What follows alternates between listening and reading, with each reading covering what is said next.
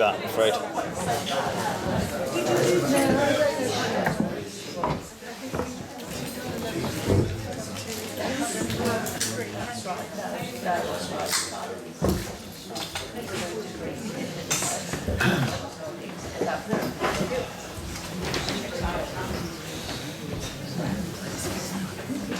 Good evening. Check your phones on.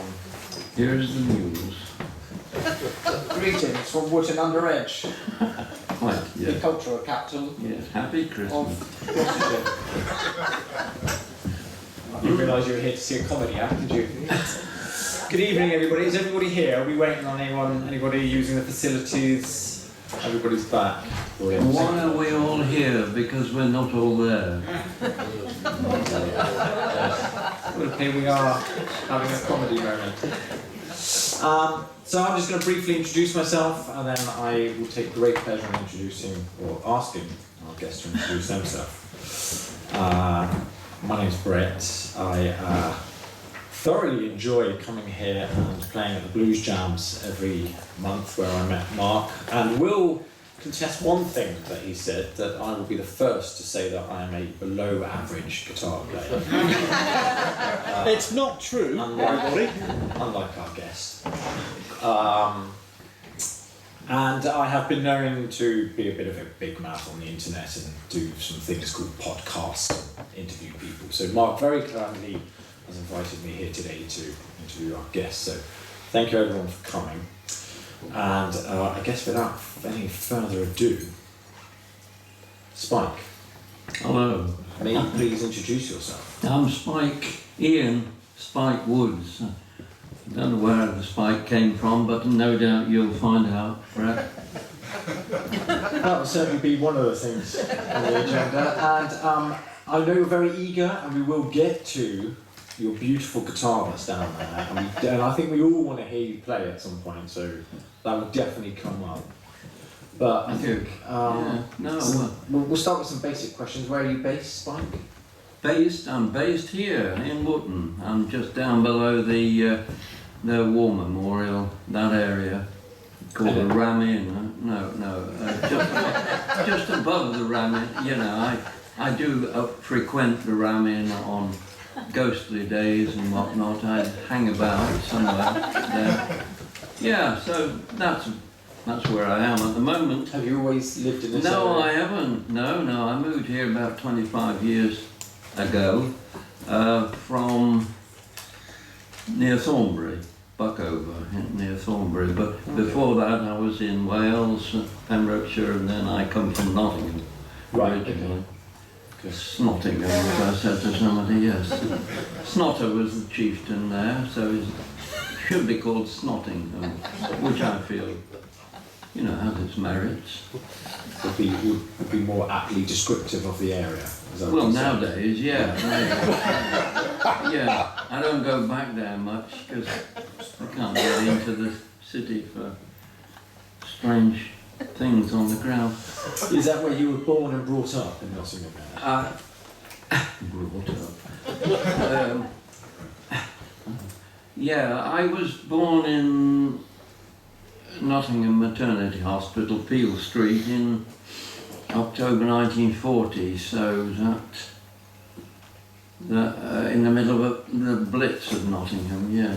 Right, okay. And is that where you first, not in the maternity hospital, but in Nottingham? Yeah, I moved out there to my parents' house in Towton, which is just on the border between Nottingham and Derbyshire. And is that where you were first introduced to music and your Yeah, my parents are my mother was an LRM piano teacher, right. So I heard a lot of music. Can you explain what LRM? It's what is it? The licentiate of something or other. It's the piano teachers. Right. Well, it's similar to a degree. Association I do a degree, I suppose. A methodology allowing for you teaching. to teach. Right, okay. So she taught in Nottingham before I was born. Really, she took a few people on, but not many. She took a back seat then. And my father was a commercial artist. Right. And my mother was an artist. She became she went to art college and met my dad there, but after she got tired of teaching piano, she went to art college and trained as an artist. So did you have this sort of like bohemian upbringing? I mean, No, so it if you was were born 1945 libertarian Right. more than bohemian. I know my mother was a bit of a flapper. My dad wasn't that, well, he might have been for all I know, but I know my mother was more like me in being sort of airy-fairy and doing all sorts of things and changing her mind about things and whatnot. Yeah, much more like I am. Were they both create? I mean, Oh, they're because- both creative. yeah. They're always, Just you know, because they're they in the arts, encouraged yeah. me to create things early on. Took me out sketching and things like that, which they always did. Yeah. And you said with your mother being a piano teacher, did you get a formal music education? No, I didn't. I tried. My mother tried to get me to learn the piano at 6, but I hated it. Yeah. You would if it's your mother, wouldn't you? Yeah. Really, yeah, it should have been somebody else. I got sick of it anyway, so I didn't want to do it after 7. No, so I learned a bit, but not much. So when did you first pick up a guitar? Well, that's 13, Right. 1953, when I got the urge to do it. I think I heard somebody at school had a guitar. It was a guitar shop in Derby, I think his father owned, and he lent me one anyway. It was an old Italian job with the strings about that far from the fingerboard. It was a real awful thing, but I enjoyed it, and I cut my teeth on it and all my fingers. Yeah, and that's how it started. I'd heard, I started being interested in music, and I remember going down to Nottingham one time to buy to a record shop, a second-hand record shop that sold things like Regal Zonophone and those early 78s, the pre-war, and I was keen on cowboys and that sort of thing, I think, then. So there was a song called Carry Me Back to the Mountains, which I bought that day, and I was 9, I think, my dad was with me. And that interested me. It was guitar and voice. Somehow, I kept on, even though I could play that, I started to play it So when I was 13. Yeah, I'm always interested in that moment where, when you say you could play it, did you get the music for it, or could you use your ear? Or? You see, I'm a self-taught, Right, okay. really self-taught, except what people have played me, and there wasn't books around. No. There were no books on guitar playing. Or if they were probably quite expensive, and you had to go. I never saw any. Right, okay. I got this guitar and I didn't know how to string it, and I strung it backwards, and so I played up and down on an E chord, or some chord I could play straight across it, like a banjo, and just played like that, had no idea how it was done. And then a friend of mine who went to school with a bloke called John Walters, who was, I believe, became the producer of John Peel. That John Walters, he comes from Long Eaton, so he taught me 3 chords, I think, very famous chords. I'll show you. He's eager to get out, so let's go on. Well, I know nothing else. It was, I didn't, I'd been trying to play.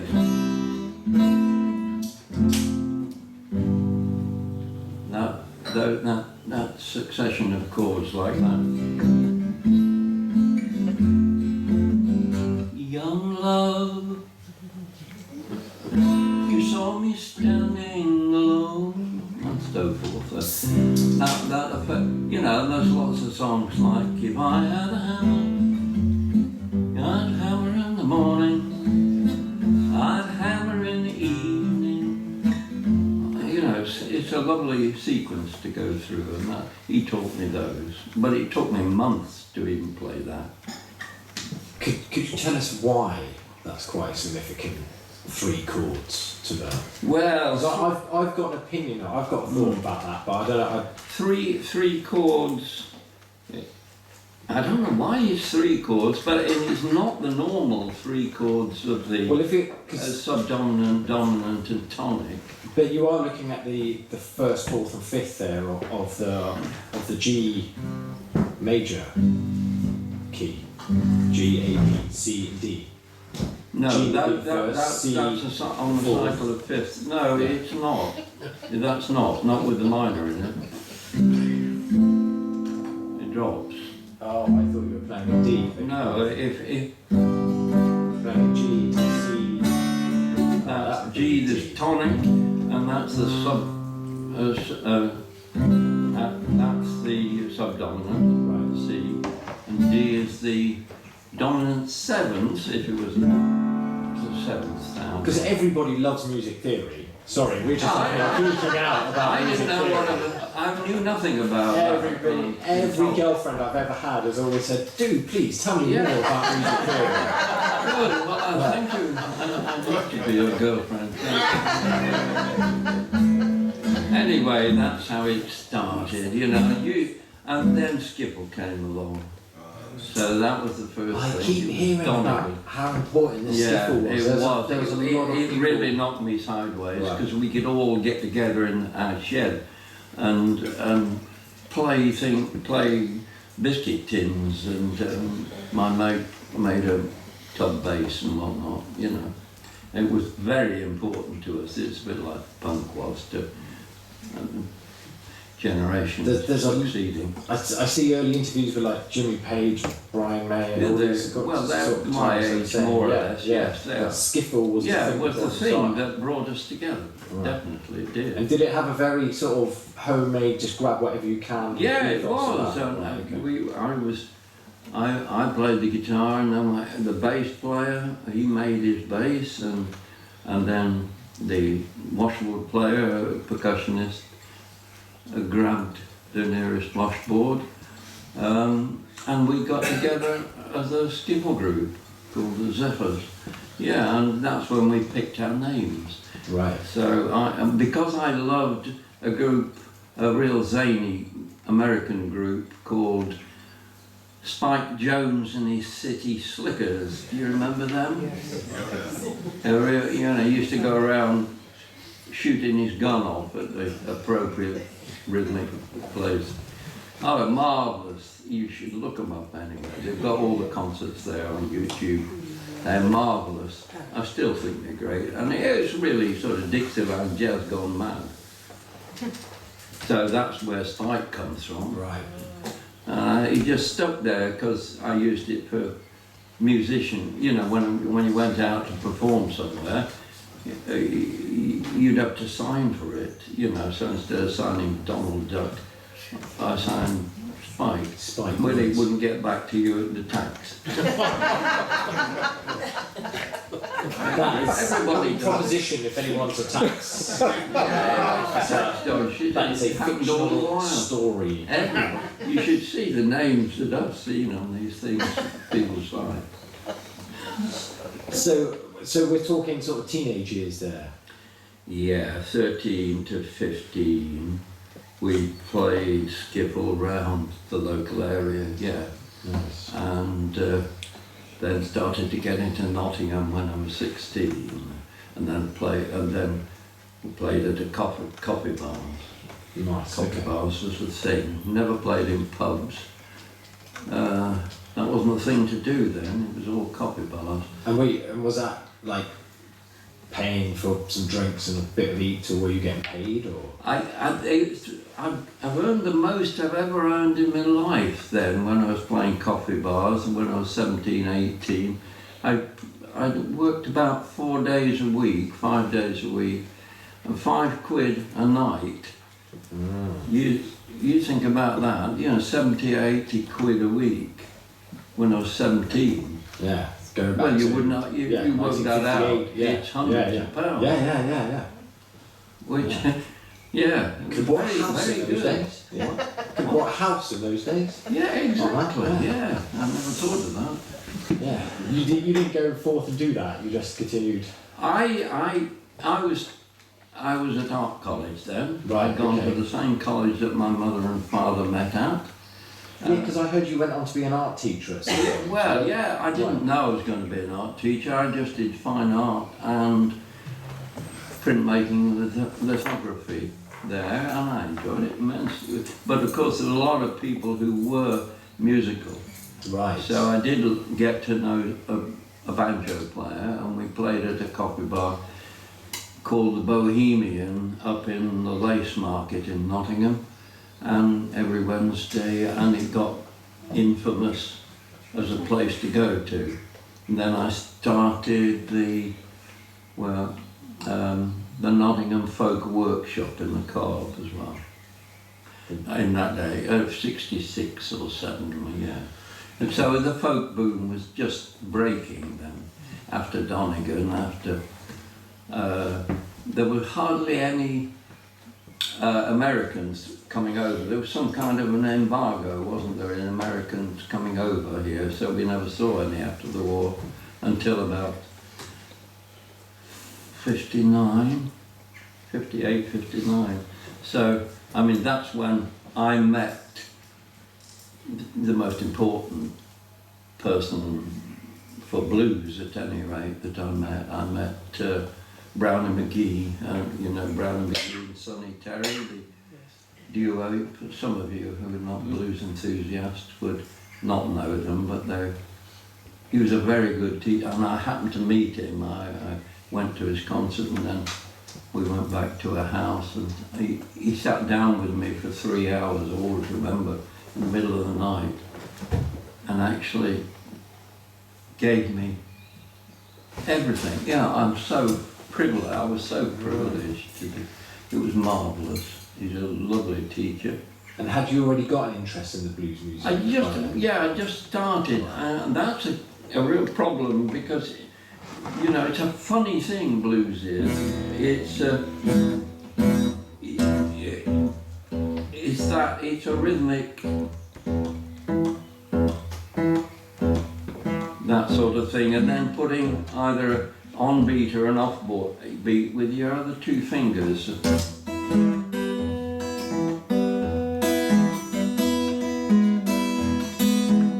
That's on beat and off beat picking. And then you play around with your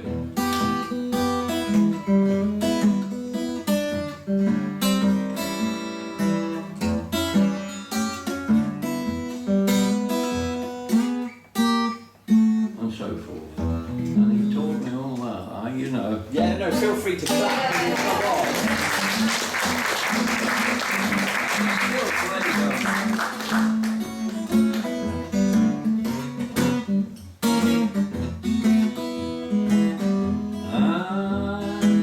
Trouble in mind, I'm blue. I won't be blue always. Know the sun gonna shine in my back door someday.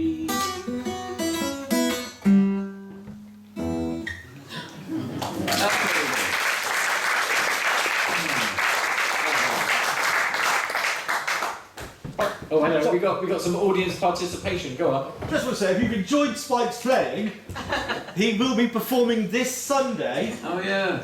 at the Plough with the Resurrection session from 4:30. The Plough in Charfield. I see some members of Resurrection session are in here tonight, Oh, they've snuck in the back. and including my good self. We will be supporting Mr. Woods and doing our own thing at the Plough, 4:30 Sunday. Be there or be square. Thank you, Spike. Thank you.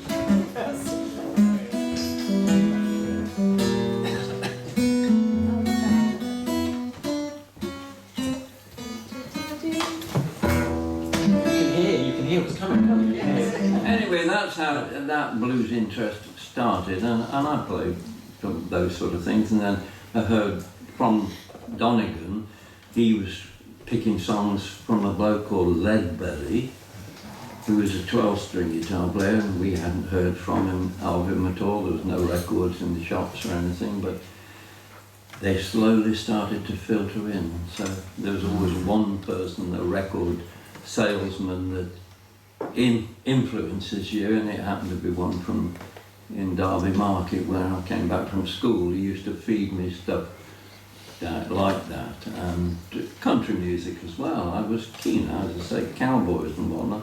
So one of my first interests was a bloke called Hank Williams, which you might have heard of. He was still alive at that time, so I learnt a lot of Hank Williams songs. But there wasn't much blues around at that time, no, except the ones that you heard with Bonnie Donegan. So we're talking late 50s, early 60s at this point? No, that's earlier than that. That would be 55, 56, just when it all... I started to realise that there were people writing songs as well, because I hadn't really started writing songs until I heard that Woody Guthrie was writing songs in America, and he wrote that famous song,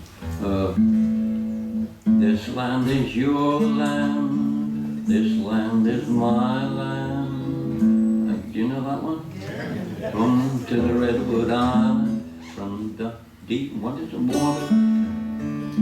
the Redwood Forest, this land was made for you and me. That song, those sort of things influenced me at the time. Yeah, simple song, 3-chord tricks, as we say. And has it always been about the acoustic guitar for you rather than... Yes. I'm not interested in electric guitar or electric anything. Right. That's all me. And the finger picking style. Yes, the finger picking style. Well, I first started off with. It's interesting how that develops, but I mean, I do play with the pick.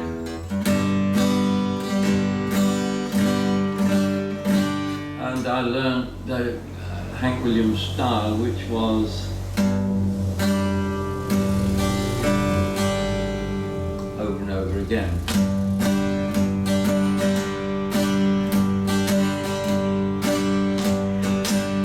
That sort of sound, which, you know, I could play with most things.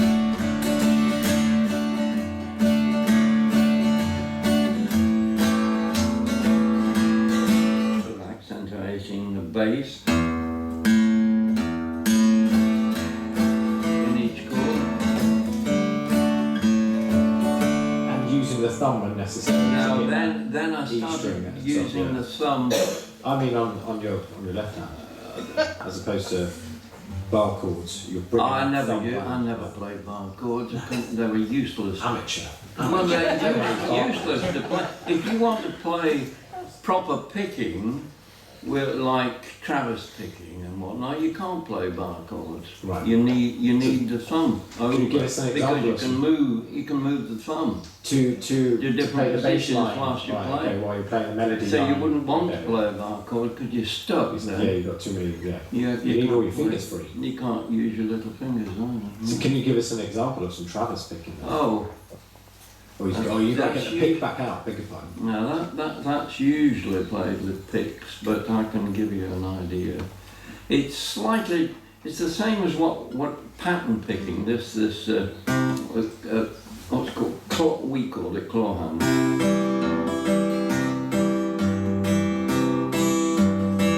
This sort of folk style that Paul Simon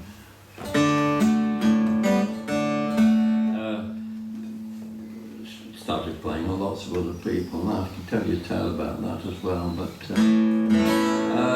this is Travis picking.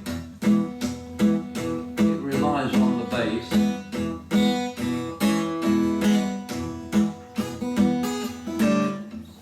Where am I? No.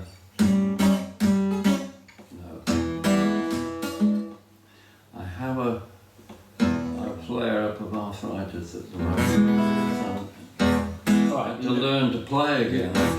Play as much as you want, it's fine. But can we all hear how he's bringing out the bass line and the top and the... Yeah.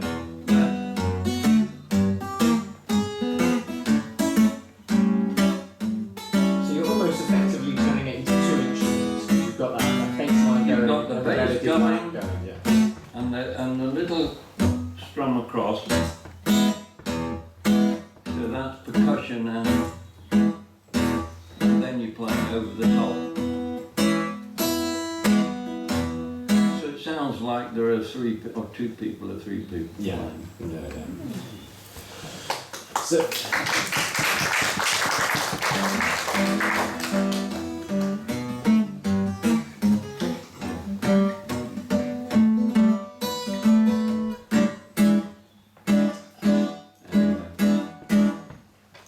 I was going to say, nobody knew how to play all this stuff, and my mate did learn from a bloke called John Pierce, who made the strings eventually, in London, what this pattern picking was, and we couldn't work it out at all. It took us years, and we were trying to.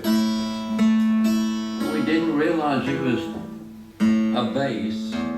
We wondered how this bass fitted in.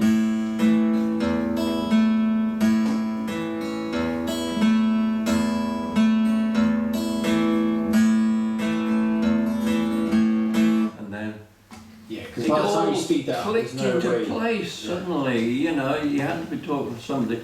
I do remember that, yeah, and lots of people I've discussed it with, and lots of Americans didn't really know how to play. It's called Piedmont picking because it comes from the Piedmont area of the Appalachians, the original sound of it. And do you remember Jimmy McGregor? Jimmy, Robin and Jimmy, who were on Today, were they? Every day? One or 2 nods of heads from the audience.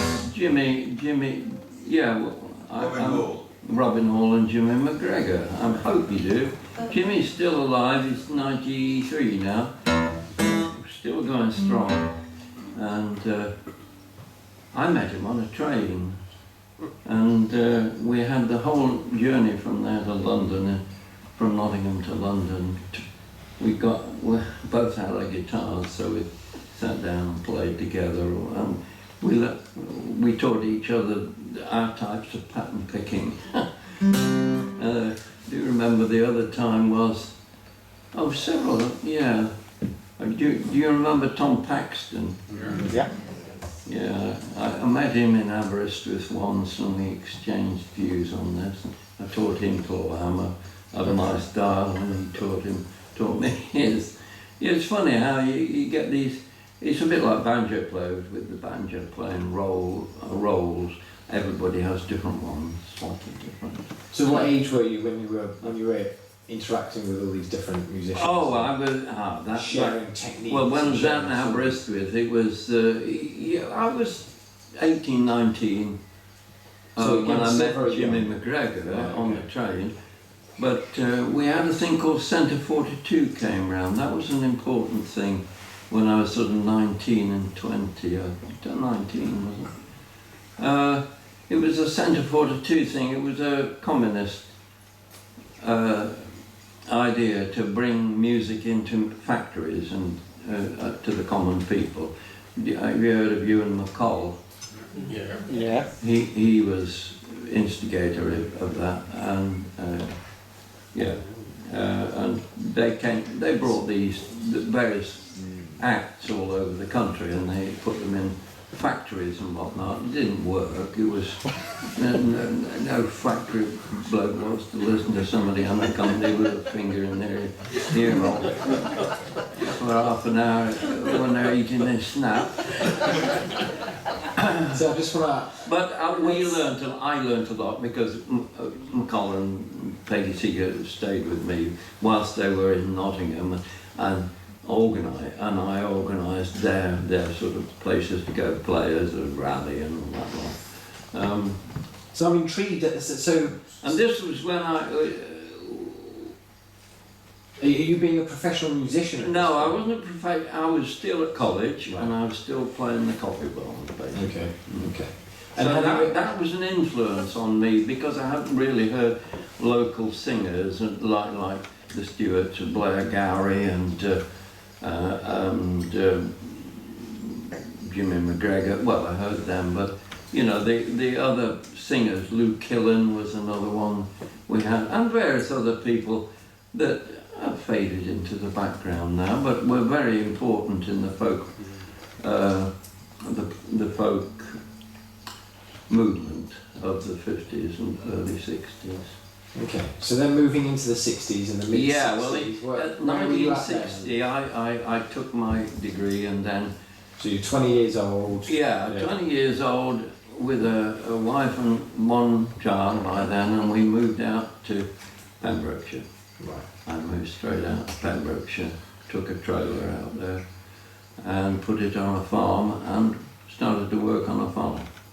So I worked on the farm as a farm labourer, 2 farms actually. One in, does anybody know Pembrokeshire? Yeah.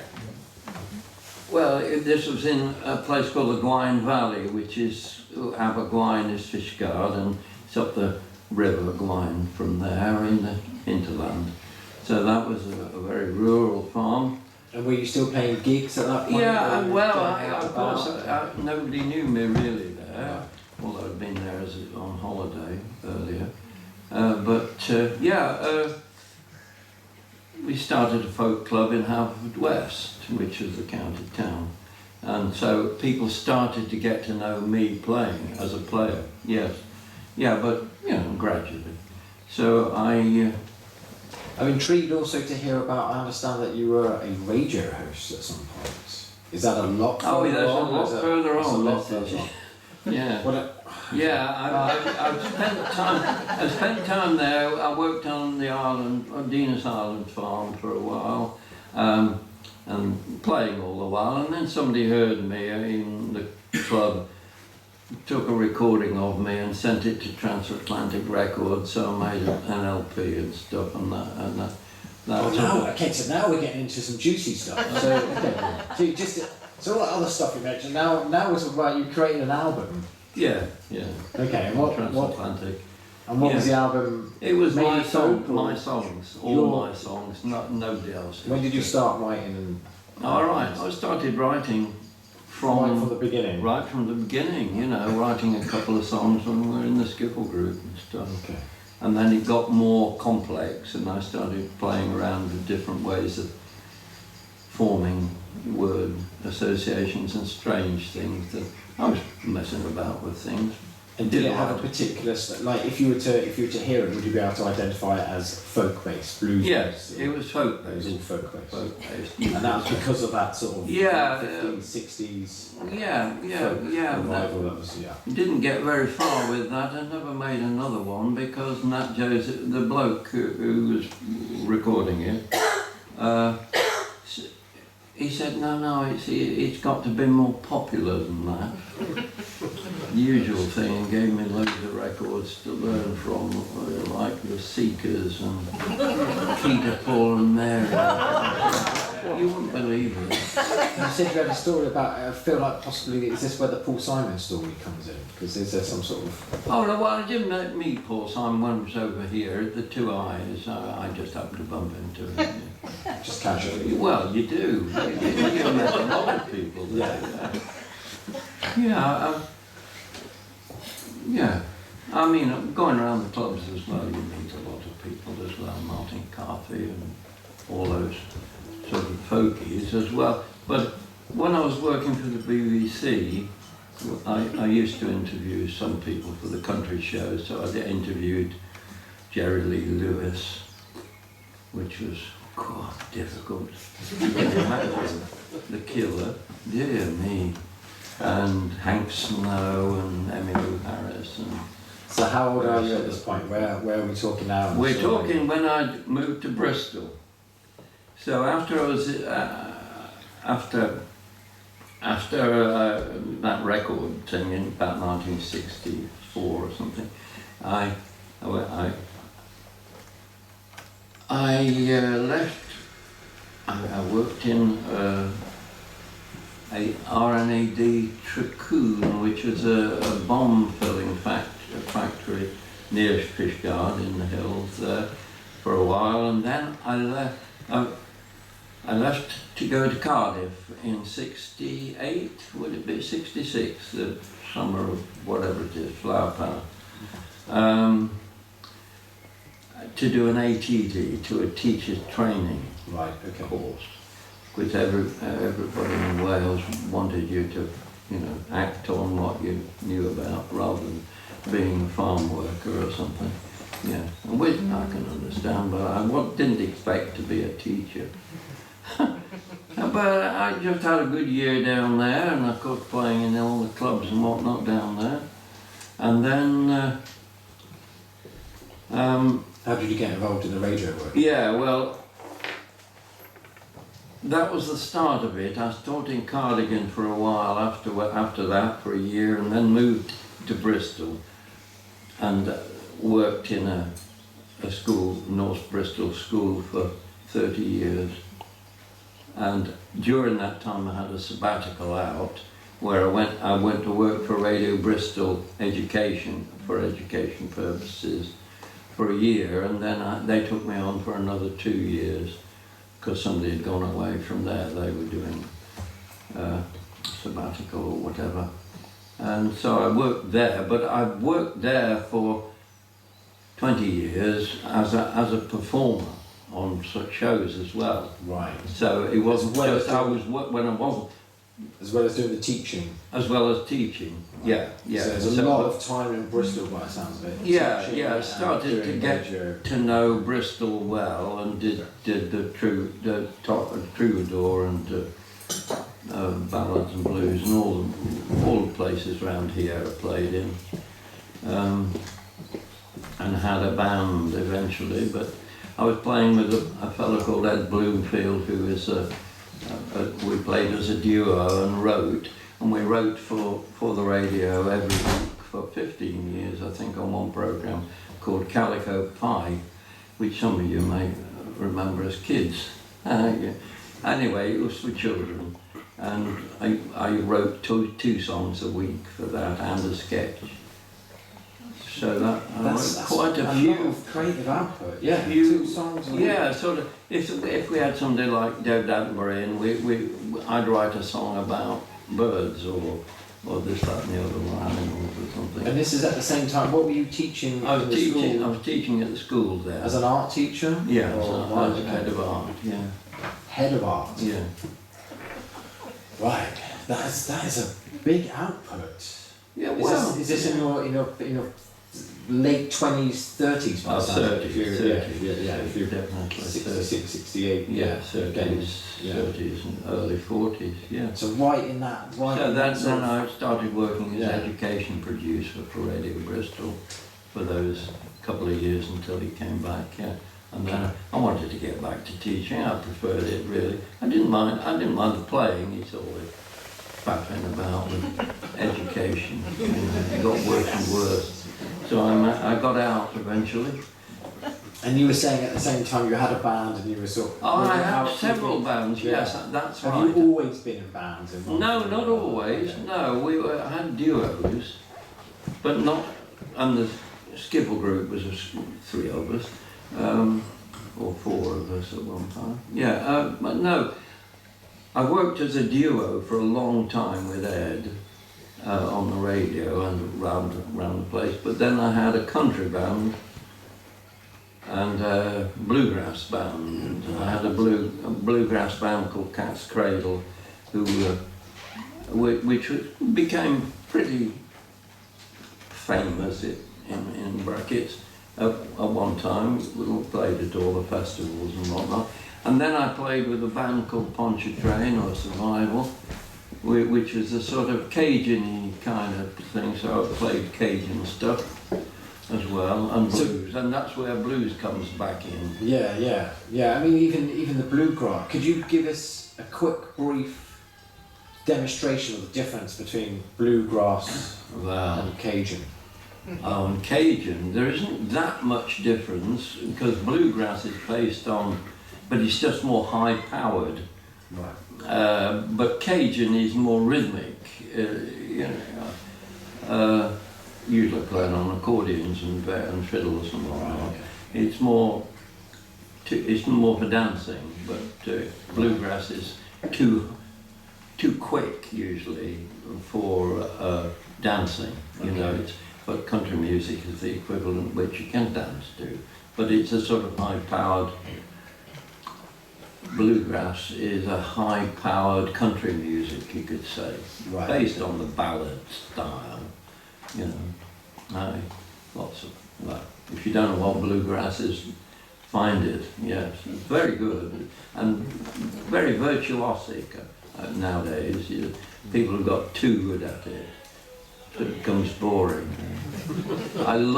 What I like is the rawness of the old styles. I love when people vary the rhythm and go wrong and whatnot in their songs and are raw, and they clear their throat halfway through and what. I like that better. I don't like perfection at all. Can't stand it. Because it's too polished. And it's too polished, and it loses its soul, or well, not soul, but it loses its poke to me. It does. And then you were saying after those two styles, you kind of went back into the blue, like a sort of more track blues style. Blues. I've only played that since I've been here, really. Right. Well, I used to run a session in the Old Spot. Do you know the Old Spot in Dursley? Every week for 18 years, I think. And all the folkies used to come to there. I had a little group called the Old Spot Pickers. Thank you.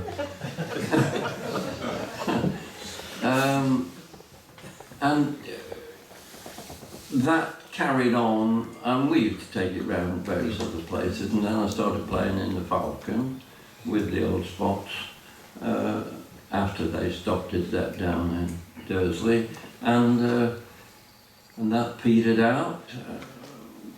Just because we were, going elsewhere, sort of thing,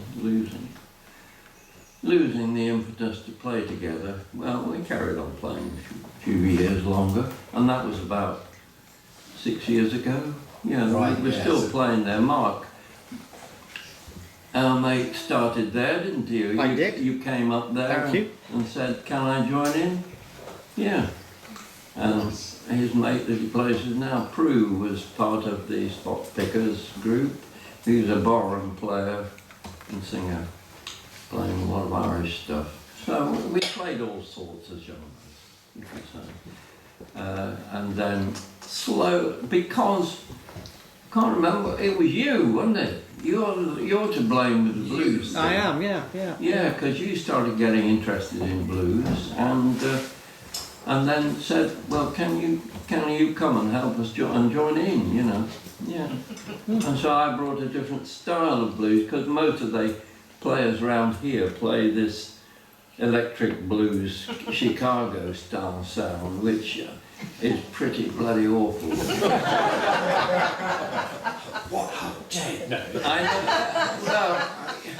I mean, it's so far from who we are as people, it seems to me. I know, and it's bad enough playing blues. How would you describe you're white and stupid? Yeah. How would you describe the Chicago? Would you say that's the classic sort of Eric Clapton sound, the sort of crossroads, sort of? Have you ever loved a woman style? He's copying the B.B. Kings and the Muddy Waters and the Howling Wolves of this world. He's copying that. And they all were good when they were younger. I mean, Muddy Waters, I just loved Muddy Waters when he did his first ones. Right. But when he went to Chicago, like a lot of them did, they lost it. They were playing for dancing and trying to show off. It just didn't work for me at all. I don't like that kind of thing. I don't think I ever did. No. But so bringing it back to the acoustic guitar. Yeah. Tell us a little bit about that. Oh yeah, this one there. guitar. I understand that's Oh a yes, special- that's a good one. Yeah. Yeah, now this is astonishing to me. This is a guitar that was made in 1923 by a bloke called Jack Albert. Just say that again one more time, just in case. 'Cause I don't think that got 1923, it's 100 years old. Happy but 1923. come along, sing. It's Thank almost you. as old as I mine. heard somebody It is. muttering. Yes, it's 100 years old, and it is the first guitar I ever had when I was 13. Right. Apart from that one that I got from the boy whose father was a music shop or something in Derby. But this was the first, and I got this from a bloke up the road in my little village, and he had this, and I think my dad bought it for £12 or something. Now, I played this all the way through until I was about 19, and then my mate who had played banjo with, he said, oh, I'd like to have that, and I wanted something like a Martin or a Gibson or something good, and I thought this must have been crappy at the time, I suppose.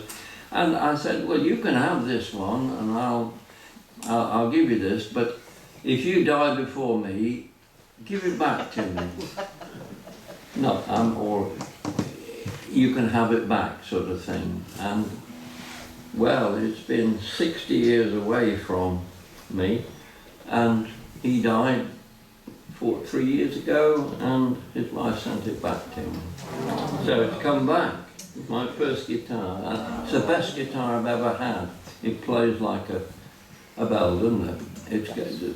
Cuts through. You can't. It's an extraordinary sound. Yeah. Nothing Direct. like anything that I've ever played or will play, I think. Yeah, it's extraordinary. It's got warmth, it's got cutting, it's extraordinary. Do you have a particular favourite thing that could really show off some of those things that you're talking about? No, Particular tune? not on this guitar, no, I don't think so. I shouldn't think so. Can you think of anything that I play well on this? You play everything well, Spike. That's not true. Do you have anything that you'd like to end on? Oh, That you'd well. like to play for us? Not to put you on the spot. Yeah, quite. Yeah. Oh, yeah. Yeah. That one. That one. What, this one? What's the one? Good Morning, Mr. Blues. Good Morning Blues. Yeah, that's a great track.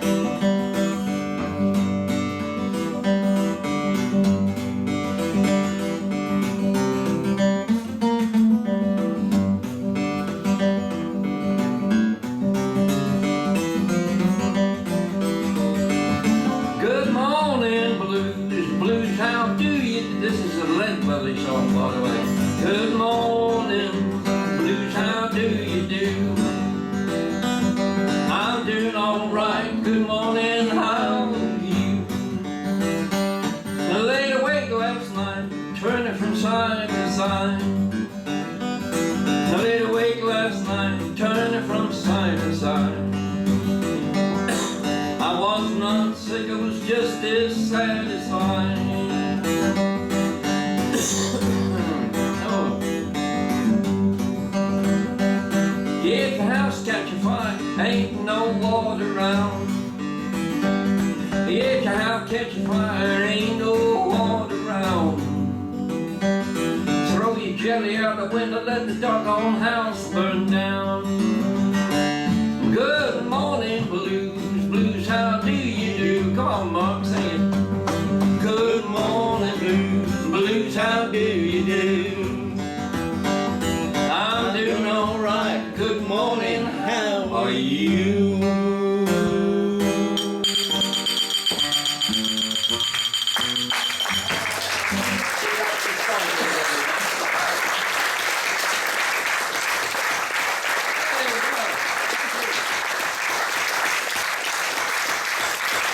Everybody just cyclists. Anybody got any questions they'd like to ask me?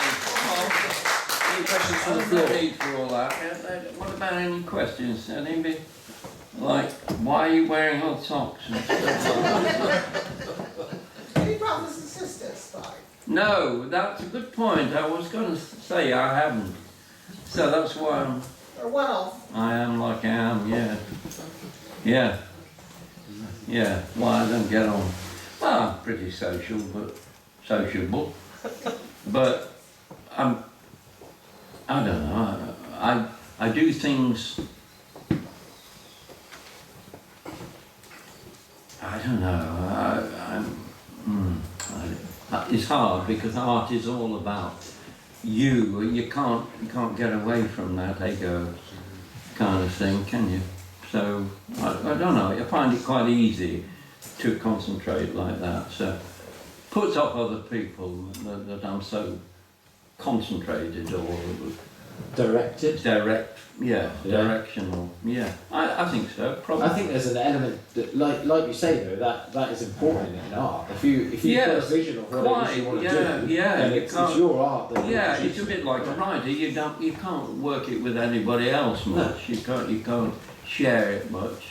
Although I try to now, but it's a singular thing, isn't it? Yeah. Yeah. And that's fair enough for it to be that way. Yeah, probably. Yeah. It probably comes from my fact that I'm an only child. Yeah. Have you passed it on, like, to your children? Yeah, all my children. I've got 8 children. So all of them are musical, and all of them can draw pretty well. But I never sort of forced them to do it. They naturally do it. Yeah, I think most of them are musical. Well, all of them are musical. What about grandchildren? Yeah, I've got about 18 or something grandchildren and great-grandchildren as well. Yeah, the great. I'm not sure about the great-grandchildren, but the grandchildren are all interested. They're in their 20s sort of thing now, and doing graphic design and stuff like that now. So it's carrying on. But that sort of I hope I'm a reasonable example too, and they can come and ask me stuff. What brought you to Wotton? What? What brought you to Wotton? What brought you to Wotton? Oh, my ex-wife kicked me out. Really, I had to buy, it's as simple as that. I had to go somewhere, and my parents was wanting to buy somewhere here, and I sort of bought that for them, and I rented it from them for a couple of weeks. It just happened to work at the same time as me wanting a house. So I moved into there, and when my mother died, she'd left it me in her will, and I didn't know that. So I was lucky. I've been very, very fortunate all my life, really, just fallen into things. Would you be able to play one of your? You said you written a lot of songs. So Yeah. Your folky songs. Oh yeah, I could play one. Yeah, that would be nice, wouldn't it? There's one I like that I wrote called The Old Pete Lane, which is about... you like that one? You can sing it along with me on the chorus. It's about a place called Edale. Do you know Edale at all? It's in the Peak District near Castleton, just over the hill. It's near Kinder Scout. So I was evacuated out there in the war, because my house was in between a Remy depot and the biggest train sidings in Europe. So my dad, I think, or my parents thought, well, my mother's aunt lived in Edale, so I was evacuated out there more or less. I was 4 or 5. And this is the song, I've been there many times since, so I got to know the place quite well.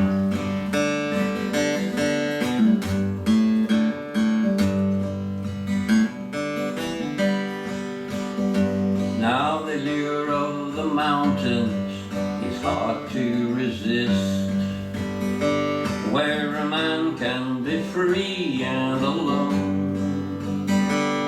and the peat cottage stands in the evening mist, and then he edges his burden homeward.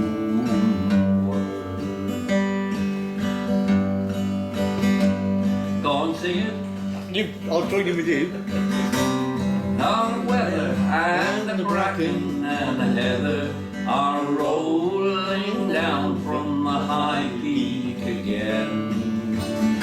Oh, they don't make men like they once used to do, like the ones who raked out the old peak lane. That's what it's about. It's a lane that comes off Kinder Scout that they used to pull the peat sledges down from. And now the hikers climbed over the old log bridge, and he's off on the long Pennine Way, and the peat cotter's gone from the grit stone edge, and the smell of the peat smoke is fading. Then the wind and the weather and the bracken and the heather are rolling down from the dark peak again. Oh, they don't make men like they once used to do, like the ones who raked out the old peak lane.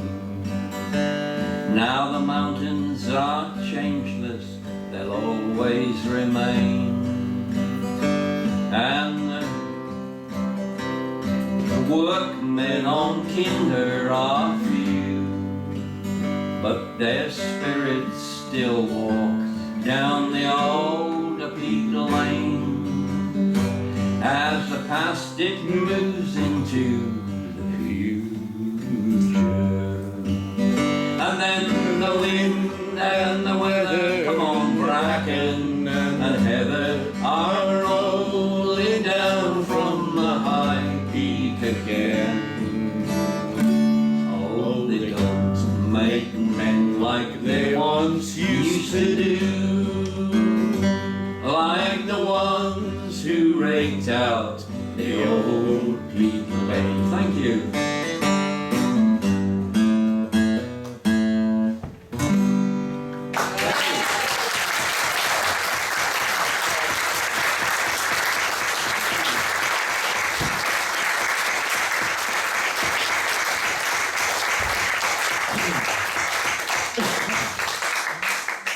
Just to say, Spike, Brett, thank you. That was absolutely fantastic. Thank you. Big round of applause.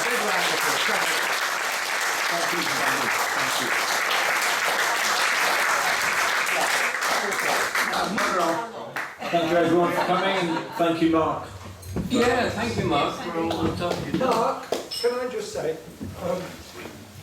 on behalf of Under the Edge Arts, thank you to you for perpetuating these Fred talks. We know they started, etc. There is a rich vein of people as witnessed. Thank you for saying, yes, brilliant. It's phenomenal. But can I just say, Under the Edge Arts has been fortunate in acquiring the genuine original Rob Collins. And it will go on display at the art exhibition, which is August the 12th. 12th. Okay. And there'll be a silent auction. Proceeds will go to Under the Edge Arts. There'll be a piece of paper, just put a name on and an amount of money. It's a lovely, lovely picture of a place in Provence called Bonnieux. And in the right-hand corner, you could be forgiven for believing that there is Jubilee Club. There is a church and there is a little collection of lovely, lovely trees. So it's really special. All the money will go to Under the Edge Arts. So I think the starting price will be £100 and hopefully it might go well north of that. So that'll be on display in August.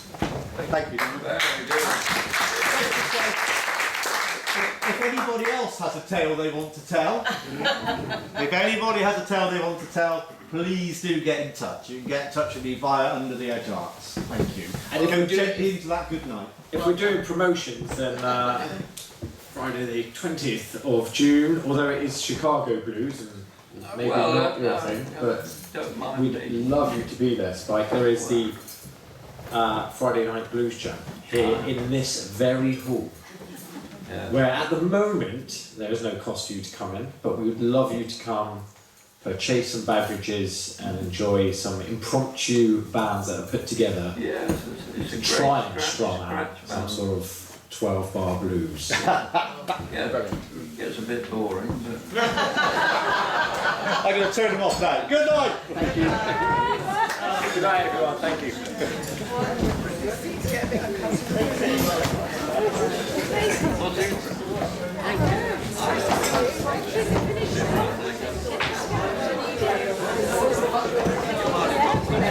any No, never any. Oh.